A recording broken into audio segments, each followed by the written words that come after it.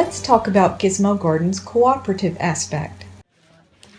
In order for our robotic vehicles to cooperate, they need to have some elements in common. So we all started with an Arduino microcontroller mated to an interface board. Like that one's like kind of bent. If a pin is bent, you can use your pliers to straighten it out. On the interface board, we inserted the wires, resistors, and capacitors that we needed. She asked, does it matter whether the wires go under or over? And the answer is it does not. The electrons get from one place to another no matter what the shape of the wire is. Besides blue, yellow. And now black. So if you and your neighbor are done, exchange boards and check each other's work. Next, we added a liquid crystal display that we called the dashboard. Yeah. Now You're going to plug this in. find the right USB. We might have to fix that. Oh, really? At least, maybe not. So do the connection, and everybody let me know when you've got the connection. Go, give it a try. Excellent. Next, we turned toward the vehicle itself. We started by finding the 0 setting of the motors that would drive the wheels. And it's a very sensitive, delicate adjustment, but the idea is take each motor, stick the screwdriver in there, and if you turn it one way, it'll go faster, you turn it the other way, it'll slow down, and eventually get to the point where the motors are both still. Right? You got it. Then we did the mechanical assembly of the rest of the chassis. There will be four screws from the outside. Motors go from the outside. Now we're going to be putting in screws and nuts to hold these motors in place. 4 ways. Good. So yeah, just set the nut against and then start to just do a couple turns and it'll seat all by itself. Put that on the end of your Yeah, you got it.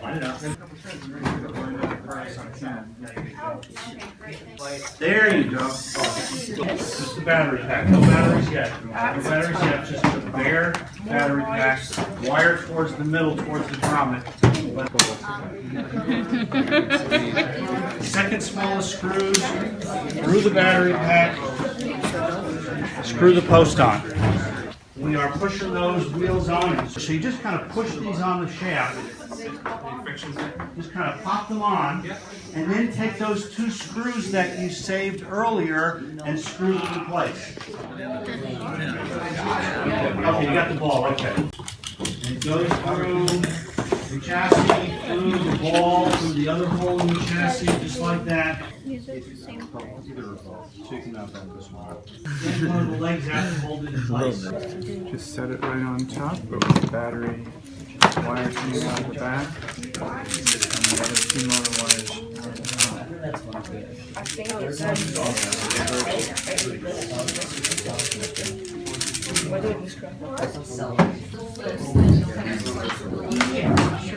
can't believe it's our second day of already constructing. We're looking for those. Everyone got a platform. The idea is that you can loosen the screws a little bit and get the platform off without disassembling the entire thing. That's why there are those keyholes. All right. You can secure the 2 tie wraps because one gets secured to the one on top gets secured to the one on the bottom and vice versa. That's it, folks. The vehicle is now assembled. Woohoo! Now,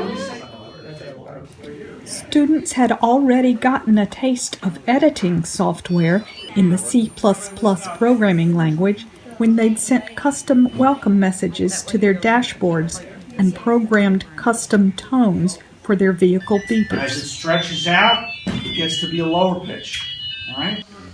Now, they wrote their own code to control their vehicle's motion. You don't need a delay to stop it. Once you set it to 0, it'll stop immediately. You don't need a delay there. So give that a try. It's tuning. Anytime. Then they used their new coding skills to choreograph their Gizmo's dance. Dance party.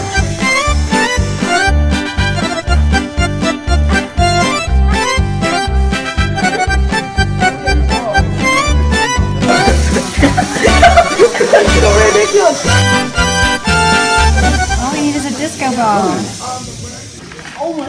Now the vehicles were missing only one thing: sight, so that they could see where they were going. No, we're not supposed to go there. We first assembled a breadboard with more resistors, Yeah, so we're using our wire clippers. So the glasses should be on in case the wire goes flying.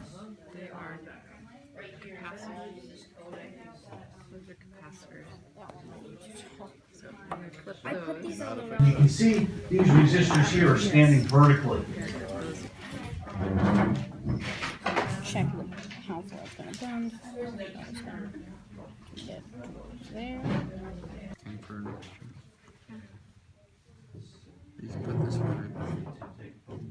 Actually, do it though. and capacitors. And you're going to want them to be bent so farther apart. See what happens. This time, we added green LEDs and phototransistors that could detect the green light's reflection. This would allow the Gizmo to watch the left and right edges of our green road and automatically steer accordingly. Yes, I see light. Okay, so if you got them both on, Okay. when your power switch is on, Power great. switch on? If not, let me know. If smoke starts pouring out of your breadboard, turn it off. Yeah. Just get it in place.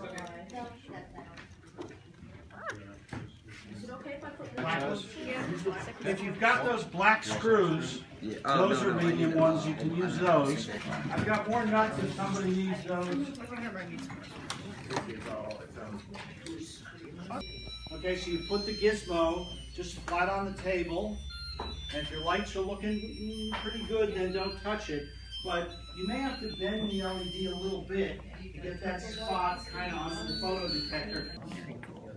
When she puts a green piece of paper under there, it reflects a lot of light and the numbers get a lot higher. Something about them being green LEDs because that's the color of the stripe on the road, right? Yes, the green tape is going to reflect a lot of green light.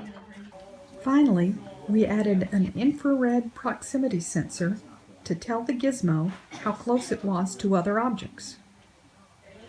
That's awesome. After a calibration step, Mine's dimly.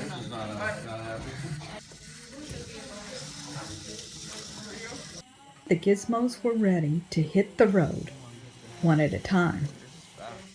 It's like taking a shot of the first Apollo.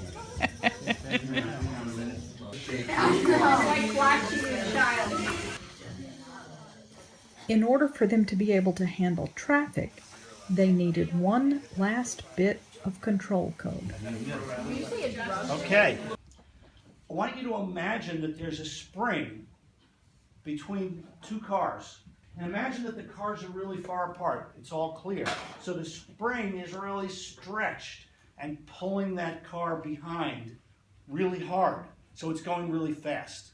But when it's close enough, the spring is at its natural length, where it's not pushing and it's not pulling. That's when the car behind is stopped, because there's no pushing and pulling. And finally, if you're too close, the spring is now compressed and it's pushing that back car to back up. Okay? So how do we do this? Well, we're not going to actually attach springs to all the cars. So what we're going to do is we are going to create a spring out of computer code and proximity sensors and motors. We are going to create what you might call a virtual spring. The stiffer the spring, the more aggressive the driver is. The tensile strength of the virtual spring is essentially what's just making them change the movement. Look at this traffic, man. Where's the drive? And so what we've done is we've changed the natural length of that pretend spring, that virtual spring, so that it's normally now a little bit more stretchy. So that's another way of making the traffic flow a little bit better, is if you're going to drive really aggressively, give yourself more distance between the car and front. Does that make sense to everybody, sort of? These are called control parameters or control settings. This is awesome. What? Yeah. This is very cool. But I gotta say this is pretty amazing. I've never done this. We've never done this before. No one has ever done this before. Yeah. No one on earth has ever done this before. Okay, made 15 parade floats, self-driving, with a proportional control. I believe this is a first. Watch out, Macy's Thanksgiving Day Parade.